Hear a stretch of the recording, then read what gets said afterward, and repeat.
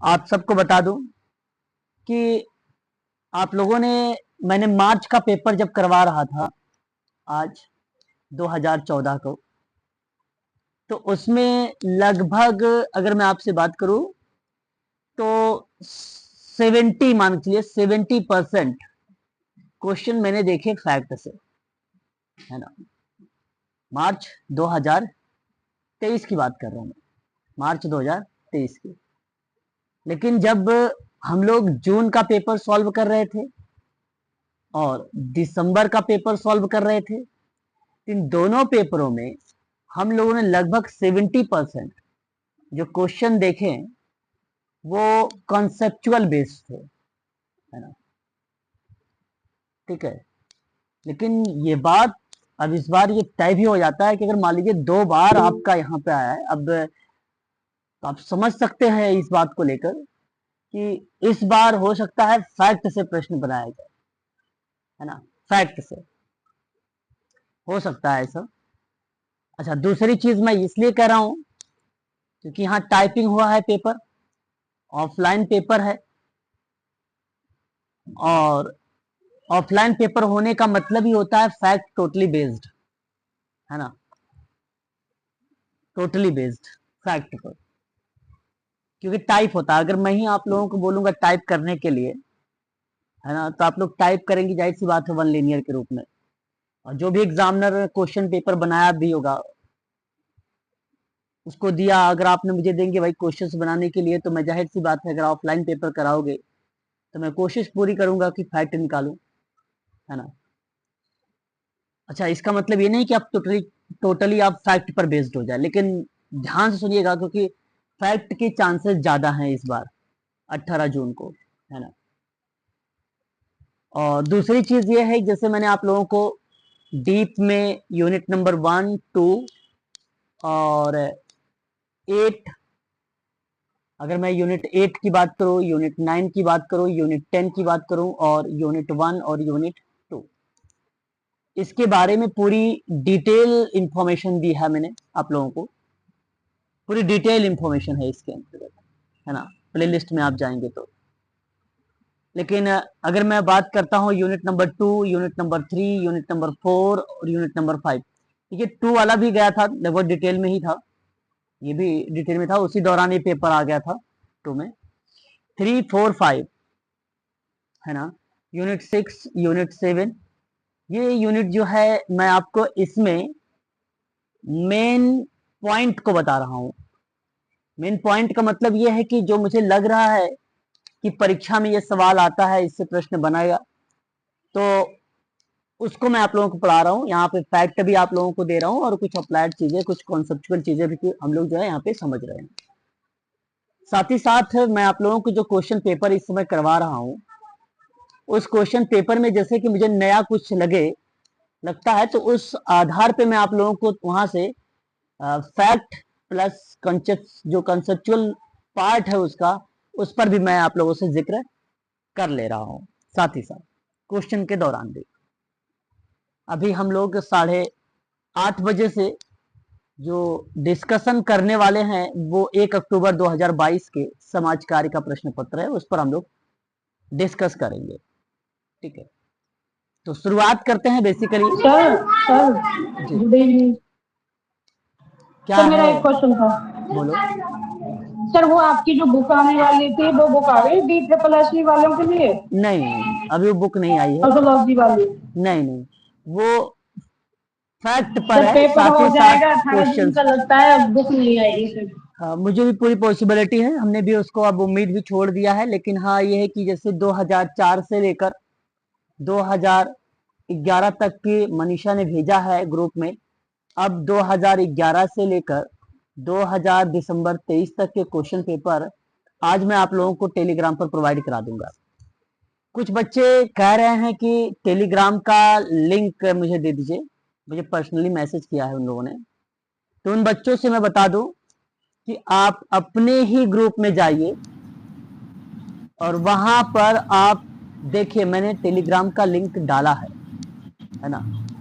तो वहां पे जाके आप क्लिक कर लीजिए, ठीक है, उसको आप ज्वाइन कर लीजिए, ठीक है।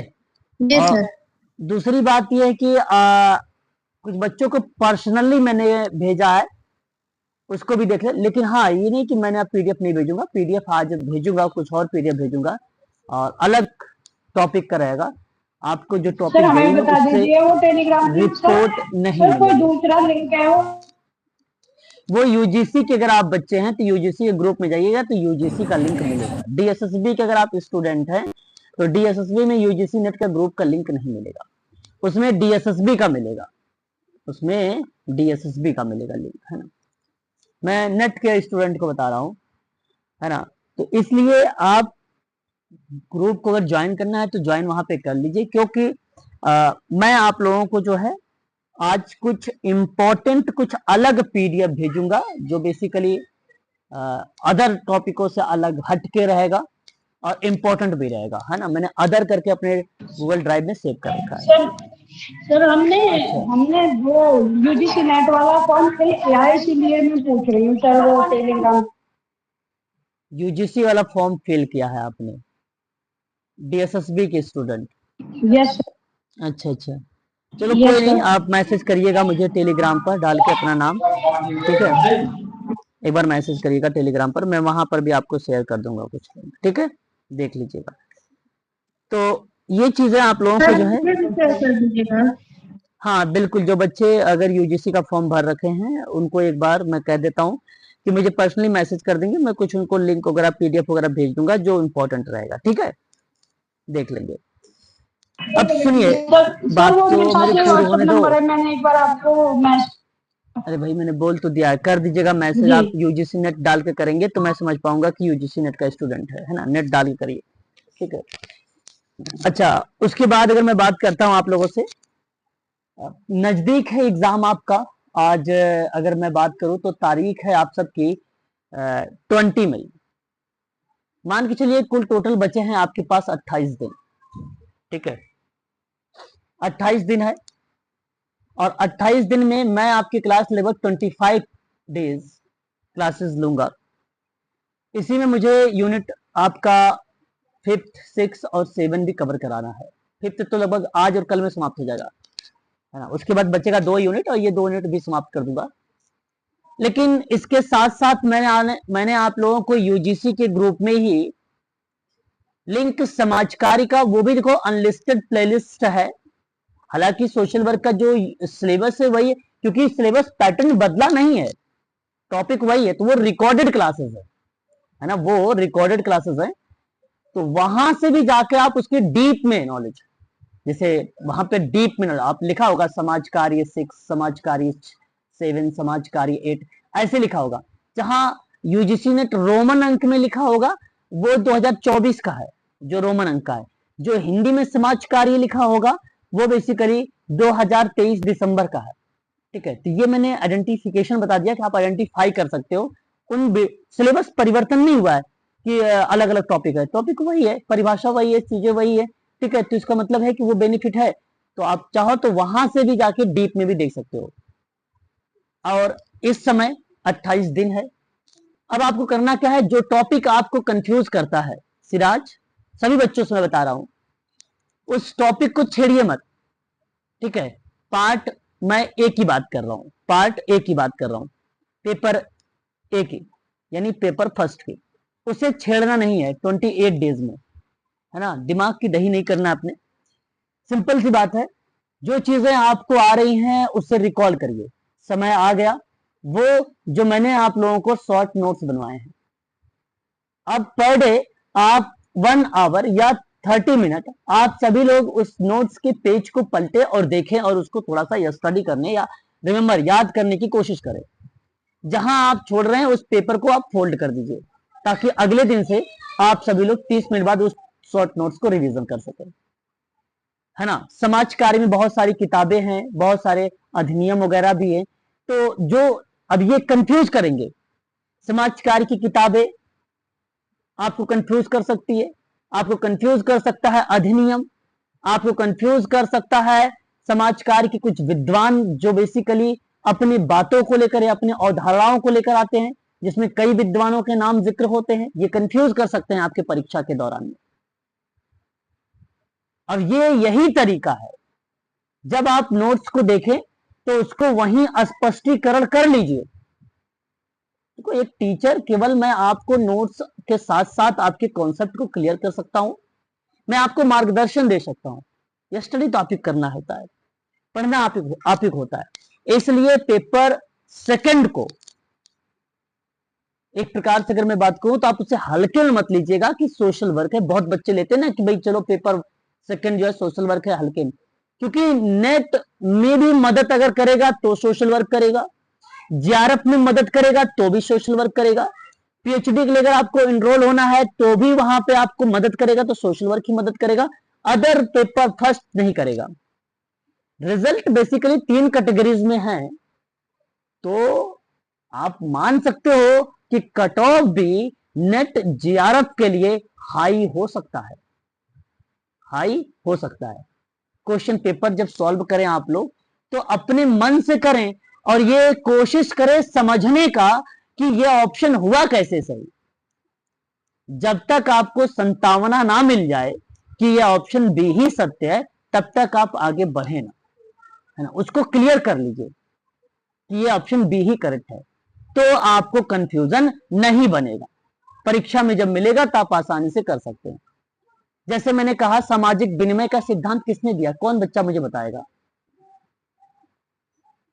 विनिमय, sir George homes. George homes, okay. जरा बताइए, सामाजिक लेन देन का सिद्धांत किसने दिया फिर? सर उन्होंने, इसी को ही बोलते हैं एक्सचेंज। हाँ, तो यही चीजें हैं कि आपको कंफ्यूज नहीं होना है कि अब अगर सामाजिक विनिमय के सिद्धांत के 2 नाम हैं तो दोनों नामों को स्पष्टीकरण कर लेना चाहिए आपको। बहुत बढ़िया है, बहुत अच्छी बात है। तो इस तरीके की चीजें आपको स्पष्टीकरण कर लेना है। पेपर फर्स्ट में आपको टीचिंग एप्टीट्यूड को ध्यान में रख के चलना है, टीचिंग रिसर्च को ध्यान में रखना है, रिसर्च एप्टीट्यूड को ध्यान में रखना है, रिसर्च एप्टीट्यूड को ध्यान में रखना है, हायर एजुकेशन को ध्यान में रखना है, रीजनिंग को ध्यान में रखना है आपको, ठीक है।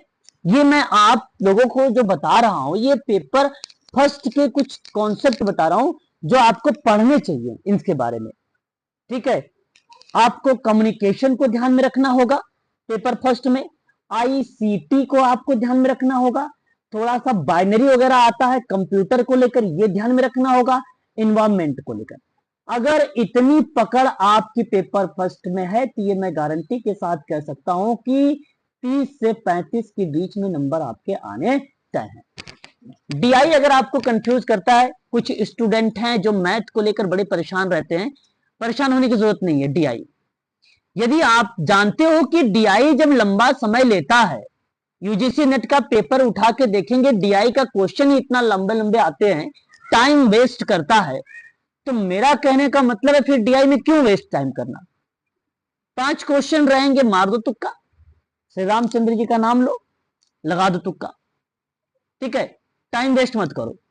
लेकिन अगर आपको आ रहा है तो फिर करो, लेकिन टाइम वेस्ट मत करना, ठीक है। तो ये तो कुछ पॉइंट है पेपर फर्स्ट के, अगर आप ध्यान रखते हो तो बड़ी अच्छी बात है ना, बहुत अच्छी बात है। इसके कॉन्सेप्ट के साथ साथ, जैसे अगर आपने टीचिंग एप्टीट्यूड आज पढ़ा है तो उसके संबंध में आप 2-4 प्रैक्टिस करें, हायर एजुकेशन की 2-4 प्रैक्टिस कर लें, है ना, बस ये काफी है आपके लिए। बट तर्क आपको सही तरीके से आनी चाहिए। जब भी प्रश्न को आप पढ़ें, कभी भी अगर आप प्रश्न को पढ़ रहे हैं, जल्दबाजी ना करें। कारण यह है कि यहां तो मैं ऑनलाइन क्लास ले रहा हूं, आप आसानी से जवाब भी दे देते हैं, समझ भी लेते हैं, लेकिन पेपर में तो बहुत बच्चे ऐसे भी होते हैं टाइम को लेकर उनके पेपर करेंगे, मस्तिष्क में टाइम चल रहा है, मस्तिष्क में उनके टाइम चल रहा है। रिदम बनाइए इसी समय, 28 दिन 25 दिन के समय में रिदम बनाइए कि आप हर एक क्वेश्चन का जवाब 1 मिनट के अंदर दे रहे हैं, तो जाहिर सी बात है परीक्षा में भी आपके सामने वही रिप्रेजेंट होने वाला है। मैं आपको बता दूं, यदि आप सुबह 3 से 4 दिन सुबह 4 बजे अगर आप उठते हैं, तो मैं आपको बता दूं 5वें दिन गारंटी से आप 4 बजे उठ जाएंगे, इसमें कोई दो राय नहीं है। 3 से 4 दिन अगर आप उठ के देखिए सुबह, फिर चौथे या 5वें दिन आप ऑटोमेटिक आपकी नींद खुल जाएगी उस समय, है ना। तो ठीक उसी प्रकार से अगर आपने 1 मिनट का टाइम आज दे रहे हो तो ये मैं पक्का बता रहा हूं कि एग्जाम के दौरान में आप 1 मिनट का ही समय देंगे। ठीक है। अब प्रश्न कोई टफ नहीं बनाता। मैं या कोई भी अध्यापक हो या कोई भी टीचर हो, अपने बच्चों से ही या किसी का सिलेक्शन लेना है तो भी वहां प्रश्न टफ नहीं बनाया जाता है कि आपको आए ना। अगर आप करेंगे ही नहीं तो फिर वहां पे आपका सिलेक्शन कैसे, मतलब वो तो सीट खाली चली जाएगी। प्रश्न ऐसे बनाए जाते हैं कि ताकि बच्चों को आए। प्रश्न कोई टफ नहीं होता है। अप्लाइड प्रश्न या कंसेप्चुअल अगर प्रश्न आता है तो इसका मतलब है कि आप सही तरीके से तर्क नहीं कर पा रहे हैं, आपके पास तार्किक क्षमता जो है इस समय काम नहीं कर पा रही है। तो इसलिए लॉजिकल वाले क्वेश्चंस आप गलत कर जाते हो। मैं जाहिर सी बात है मैं यही सवाल आपसे करूंगा कि भाई अगर मान लीजिए कार्यस्थल पर कोई क्लाइंट आपको मिलता है तो उस क्लाइंट के साथ आप कैसा व्यवहार करेंगे। अब उन्हीं के आधार पर आप सोचिए। मैंने कहा कि आपको उसके साथ वांछनीय व्यवहार करना चाहिए, मैंने कहा कि आपके साथ व्यवहार रहित क्रिया एक्टिविटी अनुभव के साथ करना चाहिए, मतलब व्यवहारिक काम करें और अनुभव दें, एक प्रकार से एक्सपीरियंस बेस्ड के साथ साथ उसको बोले कि स्वयं बच्चा तुम करके दिखाओ। हमने उसके व्यवहार के ऑब्जर्वेशन क्या था। तो देखो यहां जो भी प्रश्न बना रहा हूं मैं, जो भी ऑप्शन दे रहा हूं, दोनों के दोनों ऑप्शन कहीं ना कहीं लग रहे हैं कि सत्य है। अब आपको सोचना उचित रहेगा कि सबसे बेटर काम कौन सा होगा कि क्लाइंट के साथ हमें उसके साथ काम करना चाहिए। ये अप्लाइड होते हैं, है ना, ये अप्लाइड। और देखो अप्लाइड जो अगर मैंने व्यवहार को रखा तो व्यवहार फैक्ट है। आपका बिहेवियर मॉडिफिकेशन के जनक के रूप में अगर हम बात करते हैं तो स्किनर का नाम आता है और ये फैक्ट है और उसी फैक्ट पर बनाया गया क्वेश्चन है ये। ठीक है, तो फैक्ट के आधार पर अप्लाइड क्वेश्चंस बनते हैं। अब 3-4 ऑप्शन आते हैं, कूट आते हैं, बड़े कंफ्यूज हो जाते हैं आप लोग कि भाई कौन सा करूं, कौन सा इसमें से निकालूं, कौन सा ना करूं।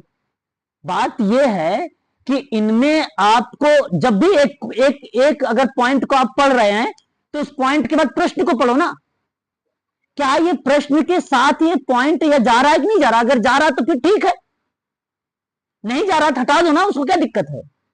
फिर प्रश्न पढ़िए, दूसरा कूट पढ़िए, दूसरे कूट अगर मैच कर रहा है तो फिर उसको आप सत्य कर दीजिए। इस आधार पर आप लोग जो है प्रश्न को पढ़िए, हर एक पॉइंट को ध्यान रखते हुए प्रश्न को पढ़िए, फिर पॉइंट पढ़िए, फिर प्रश्न पढ़िए, फिर पॉइंट पढ़िए, फिर प्रश्न पढ़िए, ऐसा करिए।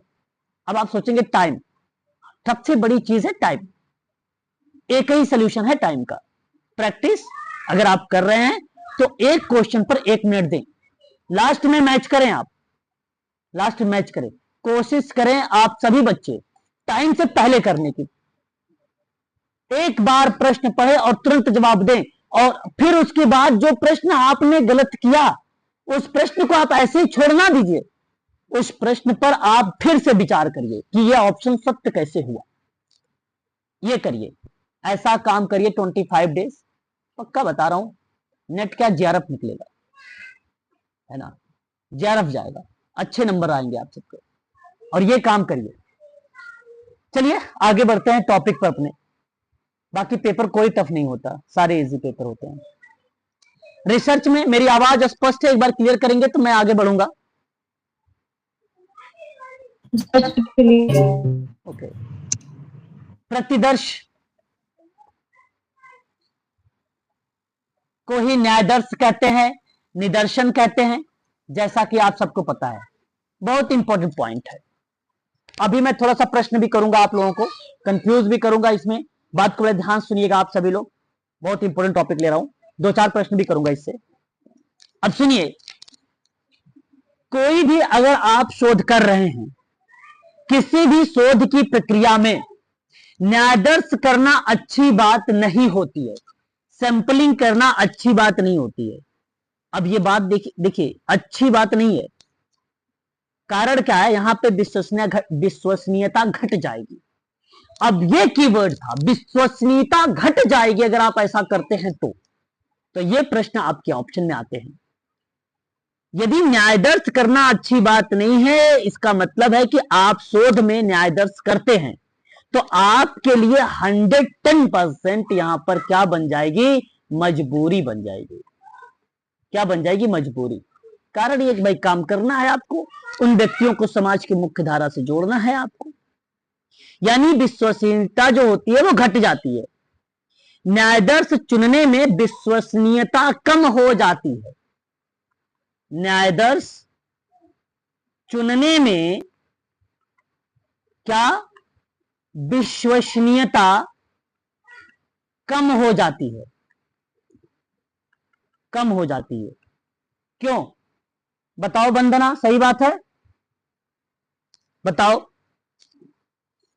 जी सर। हाँ, ये बात आपको ध्यान रखना है।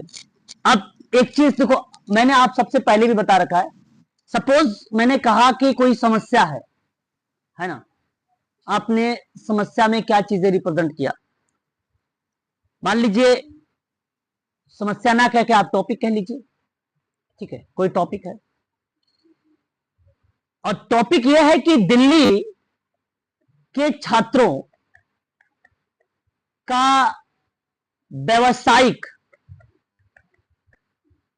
दृष्टिकोण, ये आपके सामने पॉइंट है। दिल्ली के छात्रों का व्यावसायिक दृष्टिकोण, ये आपके पास पार्ट है। अब सोचिए कि दिल्ली के छात्रों का व्यावसायिक दृष्टिकोण देखेंगे तो मान चलिए भाई 2 लाख से प्लस ही होगा, ज्यादा कम नहीं होगा, है ना।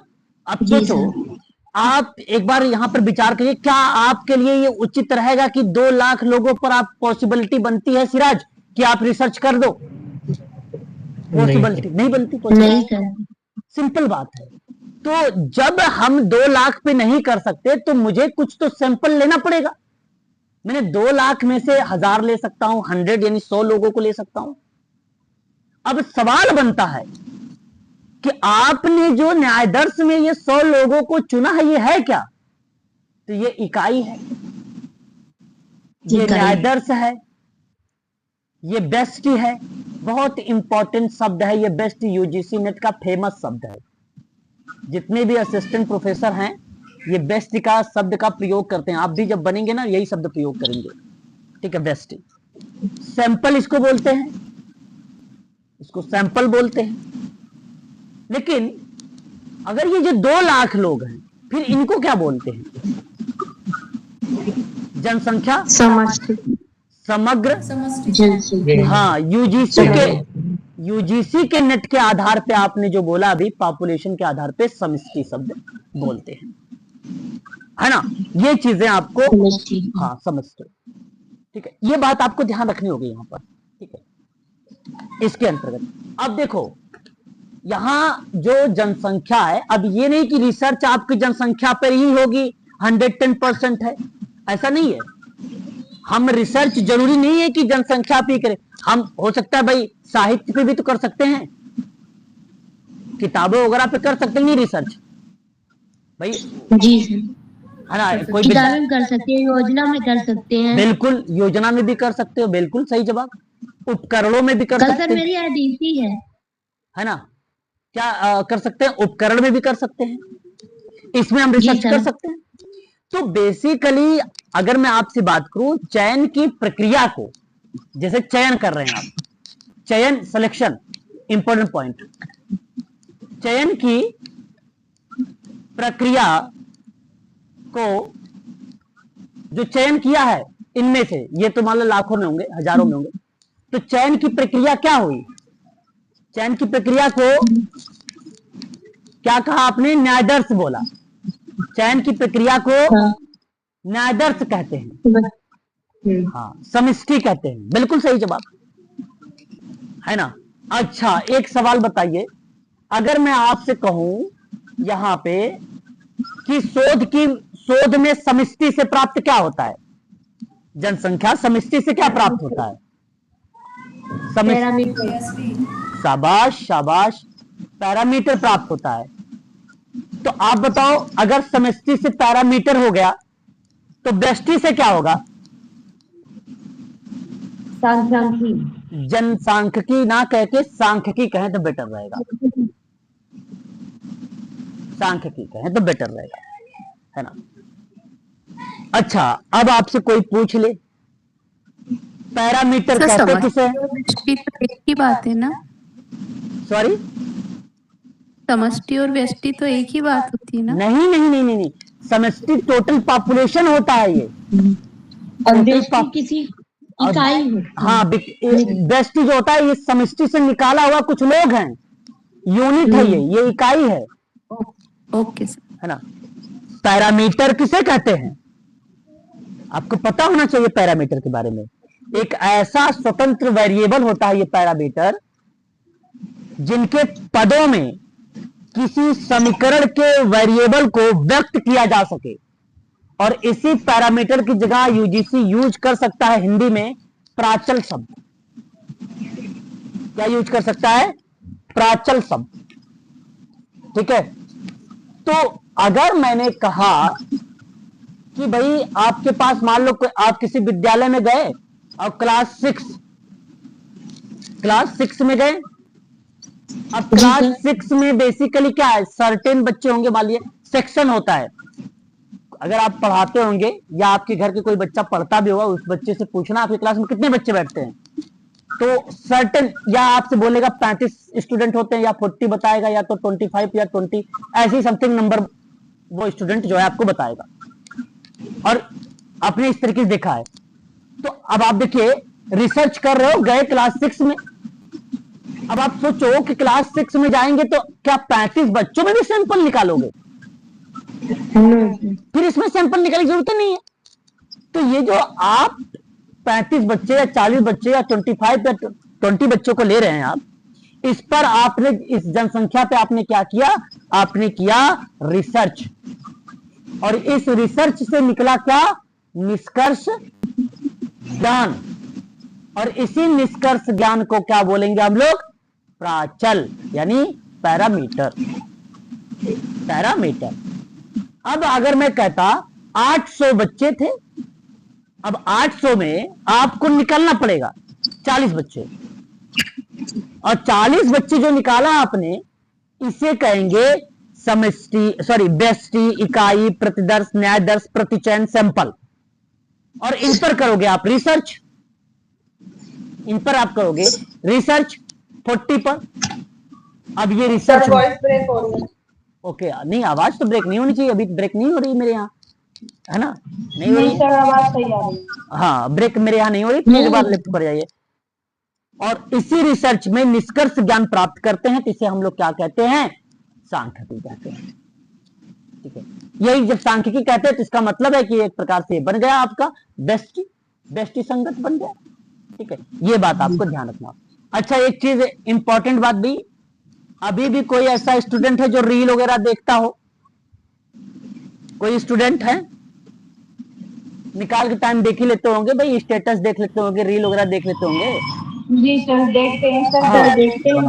सांख्यिकी से व्यष्टि निकलेगा क्या? आपने लास्ट में सांख्यिकी की क्या लिखा है? बता रहे। तो इस समय आप सबको बता दूं, रील देखना बंद करें। जितना फोन में नेट है ना, 1.5 GB जो डेटा मिलता है ना, वो हो जाएगा समाप्त। तो लास्ट में जब क्लास होगी तो आप लोग कहोगे कि भाई नेट नहीं आ रही, आवाज नहीं आ रही है, तो इसको अभी बंद कर दो। क्लास समाप्त होने के बाद आप लोग, हाँ, जब क्लास आपकी समाप्त हो जाए, अगर नेट बचा है तो फिर वहां पे देख लो रील, है ना। लेकिन रील देखने की कोई फायदा नहीं इस समय है आप सबका। ठीक है, ये बात आप ध्यान रखें।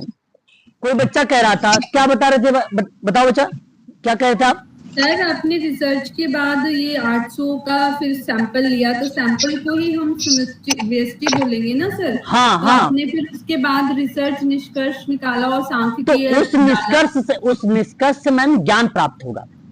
हाँ जी, उससे जब ज्ञान प्राप्त हो रहा है ना, तो वो सांख्यिकी का पार्ट बनेगा। जी जी, वो सांख्यिकी का पार्ट बनेगा, क्योंकि आपने सैंपल से काम किया ना, आपने पॉपुलेशन पे काम किया नहीं। अगर पॉपुलेशन पे काम करते तो पैरामीटर बनता। जी जी जी, ठीक है, पैरामीटर बनता। अच्छा, आप मुझे लग रहा है ये सोच रहे हैं कि निष्कर्ष ज्ञान तो यहाँ पे भी सर निकाल रहे हैं, वहां पे भी निकाल रहे हैं। सर, वहाँ पे सांख्यिकी के आगे आपने कुछ लिखा था, तो मैं वो जानना चाहती थी क्या लिखा है। सांख्यिकी के आगे मैंने क्या लिख दिया? ये व्यष्टि था, तो व्यष्टि बोला जाता है इस संख्या। हाँ सर, वही मैं पूछ तो रही थी। इसको बोला जाता है। नहीं, मैंने इसको लिखा है ना, इसको बोलते हैं बेस्टी यहाँ पर। हाँ जी हाँ जी ठीक है। चलो आगे बढ़ते हैं। अब आगे देखिए, ये तो सैंपल का कुछ पार्ट था, है ना। उसके बाद देखिए, मेरी बात को ध्यान सुनिएगा। सैंपल होता है दो टाइप का, सैंपल होता है दो टाइप का। किसी बच्चे ने डीएसएसबी में एक सिलेबस भेजा, ठीक वही बेटा, वही सिलेबस है, ठीक है, हैप्पी, ठीक वही है, बहुत बढ़िया, ठीक है। अब आगे देखो, यहां अगर मैं आपसे बात करता हूं तो एक चीज ध्यान रखिए, टाइप ऑफ सैंपलिंग के बारे में। जो टाइप ऑफ सैंपलिंग है वो दो टाइप का होता है। एक बेसिकली अगर मैं बात करता हूं तो आपके सामने आता है प्रोबेबिलिटी शब्द आता है, और दूसरा एक शब्द आता है, वो आता है नॉन प्रोबेबिलिटी शब्द आता है। अब ये एक नंबर तय है यहां से, सॉरी 2 नंबर तय है यहां से कि एक प्रश्न परीक्षा में आएगा। प्लीज ध्यान से सुनिएगा। अब एक तो पहले डेफिनेशन बता दूं। जो प्रोबेबिलिटी होता है उसको हम लोग बोलते हैं संभाव्य बोलते हैं।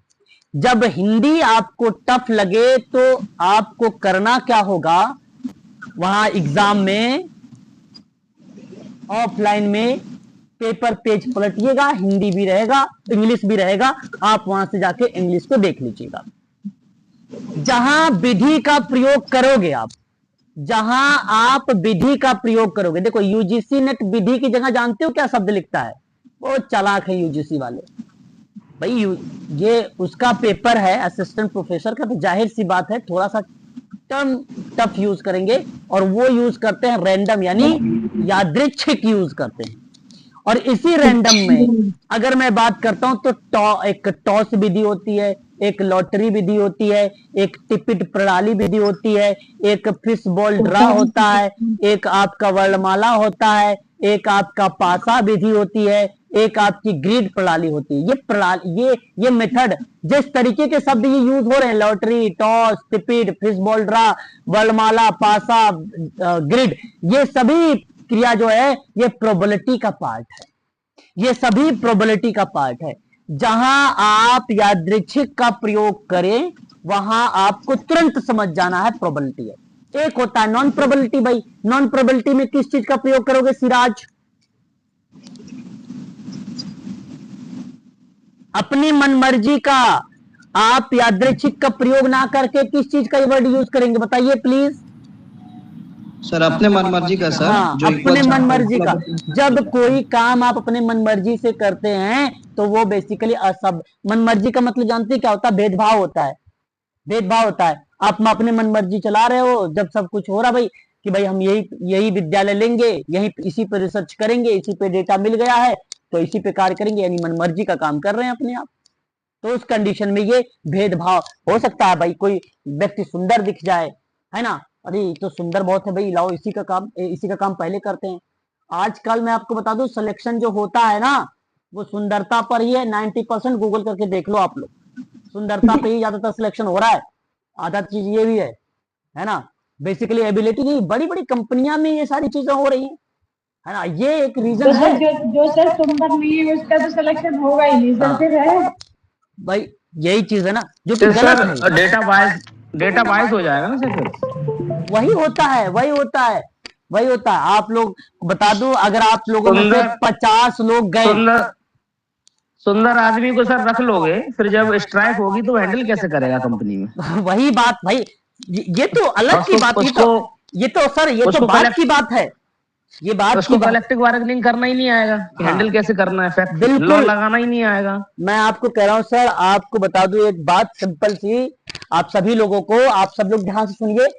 आप कभी जाइए जहां 10-15 इंटरव्यू हो रहे हैं, है ना, देखिए एक बार ऑब्जर्व करिएगा। मैं नहीं कह रहा हूं आप तुरंत कुछ कह दीजिएगा, बोल दीजिएगा, ऑब्जर्व करिएगा केवल बस, किसका सिलेक्शन क्या होने वाला है क्या नहीं। ड्रेसिंग को देख लेंगे उसके आधार पे।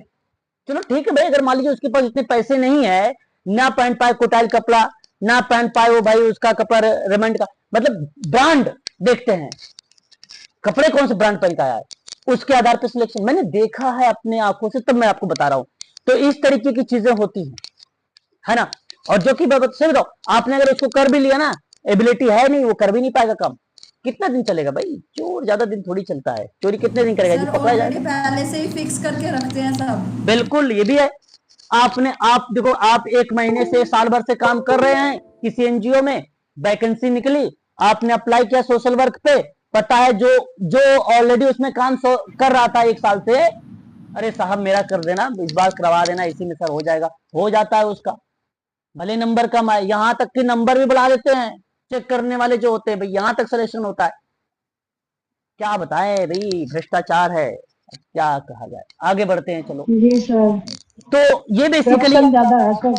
हाँ, तो ये चीज जहां आप ना सभी को चुने जाने की बराबर की संभावना हो, सुनिए क्या ऐसा होता है, जहां पर सभी को चुने जाने की संभावना, ठीक है, सभी को चुने जाने की संभावना बराबर बराबर हो, क्या हो, बराबर बराबर हो, तो उसे हम लोग क्या बोलेंगे, सर रैंडमली यादृच्छिक, संभाव्य कहेंगे, ठीक है। पूर्वाग्रह क्या होता है, ये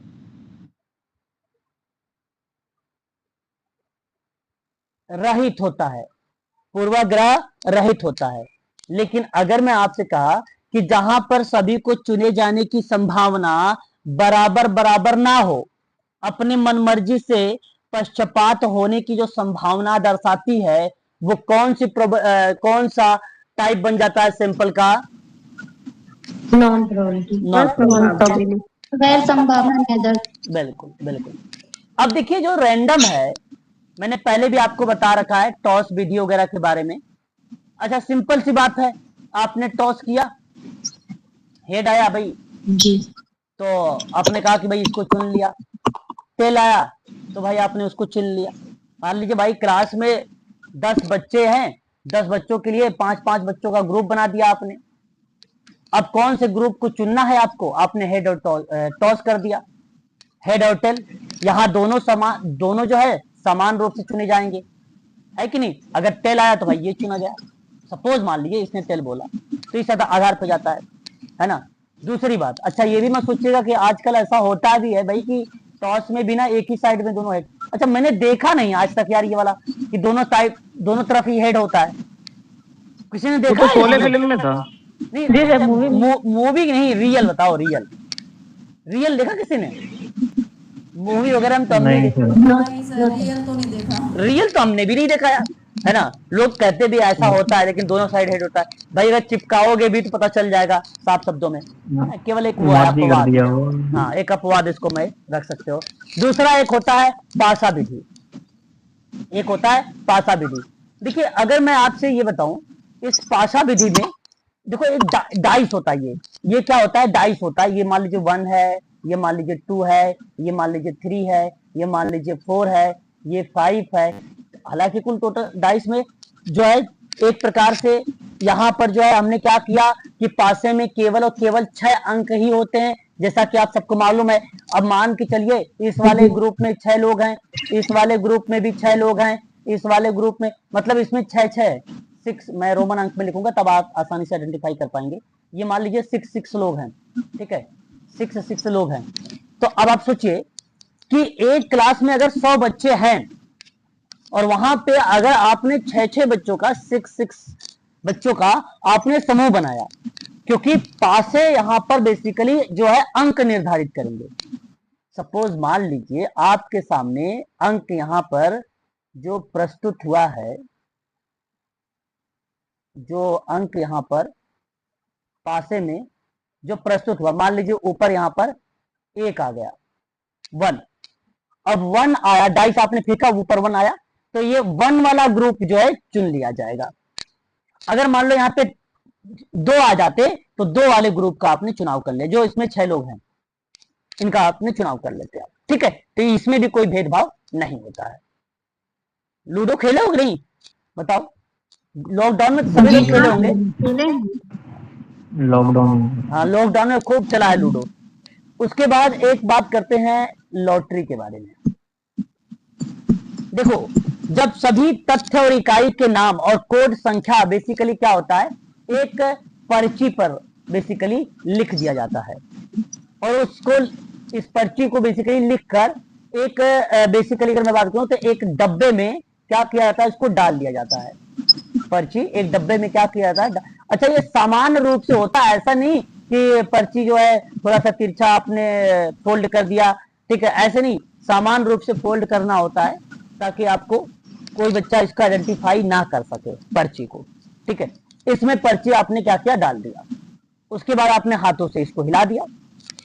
बॉक्स या बर्तन में जब हिला दिया तो यहां पर एक बच्चों को आप ये कहते हैं कि भाई आंख बंद करके एक पर्ची निकालो। तो पर्ची पर ना कोड और आपने नंबर डाला है। तो जो जिस मान लीजिए यहां पर जो इकाई चुना है आपने, क्योंकि इकाई में बेसिकली जो आपने सैंपल लिया था उसमें आपने संख्या में नंबर और कोड दिया होता है। इसमें मान लीजिए इसका ए कोड है, ये मान लीजिए बी कोड है, ये सी कोड है, आपने मान लो इस पर बी सी लिखा। अब उस पर्ची में अगर बी आया है तो इस बी वाले ग्रुप का चुनाव हो जाता है। इस तरीके से इसका चुनाव होता है। इस कंडीशन में इसको लॉटरी बोला जाता है। हालांकि आप सभी लोगों ने इसके बारे में तो सुना ही होगा। एक होता है फिशबॉल ड्रा, ये देखो आपने लकी ड्रा सुना, लकी ड्रा हाँ सर सुने हैं। सुना है, अच्छा। और अच्छा, बचपन में पता है एक क्या होता था, चोर सिपाही वाला होता था। आप लोगों में से कोई खेला चोर सिपाही वाला, जिसमें चोर सिपाही अंक मिलते थे? अच्छा, ये बेसिकली क्या है ना, फेवरेट गेम था। अच्छा जी, तुम्हारा फेवरेट गेम था। क्या आता था, चोर आता था, सिपाही आता था आपका? सिपाही बनते थे, अच्छा जी, चलो। सर कुछ भी आ सकता है उसमें, तो वो लकी ड्रॉ की तरह ही हो जाता है। कोई बात नहीं इनका, चलो। तो यहाँ पर देखिए एक क्लास में मान लीजिए 100 बच्चे हैं। सुनिए, मुझे अगर 10 लोगों का चुनाव करना है तो उसमें बच्चों के नाम होंगे। यहाँ क्या होंगे, बच्चों के नाम होंगे। तो आपने ठीक उसी प्रक्रिया से जो आपने पिछला अभी पढ़ा है लॉटरी वाला, उसी प्रोसेस में होता है, परंतु इसको किसी डब्बे बॉक्स में नहीं डाला जाता है ना।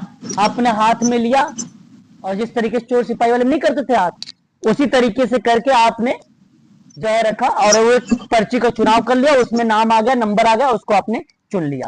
तो ये एक आपका लकी ड्रा हो गया या फिशबॉल ड्रा हो गया, इसको बोल दिया जाता था इस तरीके से। एक बहुत इंपॉर्टेंट है ये टिपिट प्रणाली। और टिपिट प्रणाली को किसने दिया है, कोई बच्चा बताइए जरा मुझे। टिपिट प्रणाली, ग्रिड टिपिट प्रणाली किसके द्वारा दी गई है? टिपिट तालिका, प्लीज, कौन विद्वान था? सिराज, इसका ध्यान नहीं आ रहा सर। अच्छा, LHC टिपिट एक विद्वान है, अपने ही नाम पर ये टिपिट प्रणाली दिया था। जी सर, अपने ही नाम पर। आपको बता दे, ये जो टिपिट प्रणाली है एक अमेरिका के मनोविद्वान है, टिपिट महोदय। टिपिट प्रणाली इसी प्रक्रिया में बेसिकली देखने को मिली थी, है ना। अच्छा, एक बात और ध्यान से सुनिएगा आप सभी लोग, इसी टिपिट प्रणाली के ही अंतर्गत इसमें कुल टोटल जो है 10,400 नंबरों की सूची बनाई गई थी। क्या किया गया था? हाँ, 10,400 नंबर की सूची बनाई गई थी टिपिट प्रणाली में, है ना। अब आपको बता दूं कि हर में प्रत्येक नंबर बेसिकली रिलेट थे और वो भी अलग अलग थे। ऐसे में जैसे अगर मैं आपसे बात करूं तो उसमें कुल टोटल 4 नंबर थे।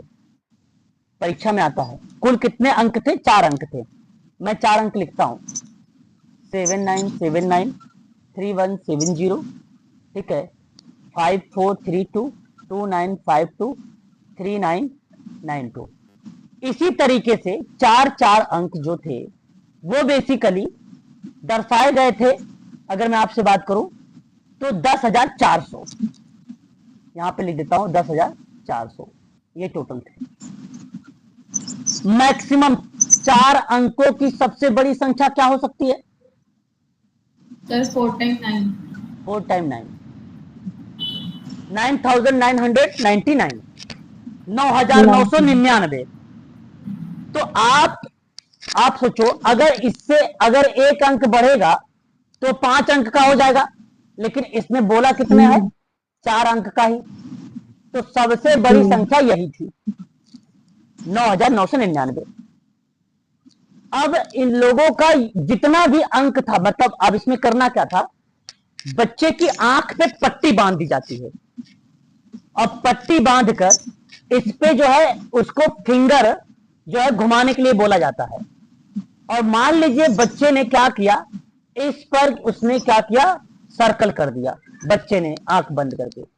तो अब यहां पर ये वाला जो नंबर है 2952 वाला, इस नंबर को ऐड कर दिया जाता था। ऐड करेंगे तो 9 2 11, 11 और 5 16, 16 और 2 18 हो जाएगा, है ना, 18।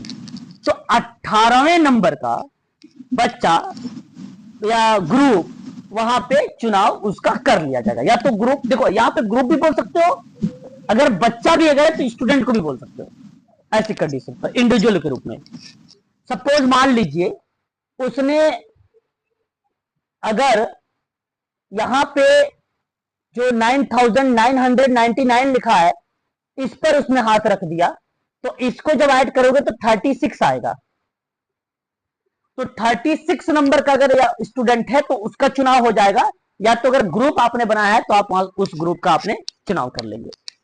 ये प्रोसेस होता है एक प्रकार से सैंपल के अंतर्गत, ठीक है, इस बात को ध्यान रखिए। अब जो प्रोबेबिलिटी सैंपलिंग होती है उसके कई प्रकार हैं, जैसे अगर सर मैं, इसी को टिप्पेट विधि बोलते हैं। जी इसी को टिप्पेट विधि बोलते हैं। हाँ, यही टिपिट प्रणाली है। सर तो ये वाली जो संख्याएं होती हैं ये फिक्स होती हैं कि कोई भी 4 हो सकती है 10,000 से नीचे? नहीं, वो आपको 10,400 की जो अंक हैं ये सब अंक है, ये नहीं कि 10,400 से नीचे का कोई अंक, है ना, ऐसा नहीं है। वो 10,400 अंक है, मतलब एक प्रकार से अंकों का ग्रुप है वो, 4 अंक का, है ना, इतने नंबर है ना, वो कोई भी नंबर रिपीट नहीं है, इसका में कोई नंबर रिपीट नहीं है। और ये बेसिकली एक सर्टन, जैसे कोई मैंने जो रैंडम में ले लिया था ना, ये भी नंबर उसी में आ जाता है, कहीं ना कहीं जरूर मिलेगा। ये आपको बनाया हुआ है, विद्वान टिप्पिट महोदय ने बनाया हुआ है ना, सर ये नंबर फिक्स है जी। ये नंबर यही फिक्स रहेगा, इसी में से ही नहीं, वो चुनना है ऑलरेडी नंबर को। नंबर है उसके ऑलरेडी नंबर है, जरूरी नहीं है फिक्स है। ये नंबर है, फिक्स तो कह ही सकते हो, फिक्स तो है भाई, जाहिर बात नंबर है तो फिक्स तो कह ही सकते हो आप उसे, है ये नंबर। किताब इनकी आप जब पढ़ेंगे, टिकट प्रणाली वगैरह नेट वगैरह देखेंगे ना, तो आपको मिलेगा, ऑलरेडी उसने नंबर डाल रखा है उसमें सब कुछ, ठीक है। सर इससे रिलेटेड एक क्वेश्चन भी कराना जो पता चल जाएगा। टिपिट ये इसमें आपसे ये नहीं कहेगा, आपसे सवाल पूछेगा टिपिट प्रणाली किस विद्वान ने दिया है, एक तो ये सवाल बनेगा, या आपसे पूछेगा कि 4 अंकों की सबसे बड़ी संख्या जो दी गई है किस विद्वान के द्वारा समाज कार्य शोध के अंतर्गत रिसर्च में प्रयोग की गई है, तो भी वहां पे टिपिट महोदय का नाम आ जाएगा। इस तरीके से सवाल बनेगा और कहेगा कि ये किस विधि के अंतर्गत आता है, किस सैंपल के अंतर्गत आता है टिपिट प्रणाली, एक सवाल इस तरीके से बन सकता है, इसके आधार बनेगा। ये तो मैंने आपको प्रैक्टिकल के दौरान बताया कि जब आपको करना पड़ेगा, अगर बाय द वे मिल गया तो प्रैक्टिकल में आपको ऐसे करना पड़ेगा, है ना। चलिए एक बार देखिए, एक होता है सिंपल रैंडम सैंपल, जिसको हम लोग बोलते हैं सरल। देखो ये जो सरल है ना, सिंपल बात है भाई, जाहिर सी बात है कि जनसंख्या की इकाई क्रम जो है क्रमांकित कर ली जाती है और इस प्रकार के प्रत्येक इकाई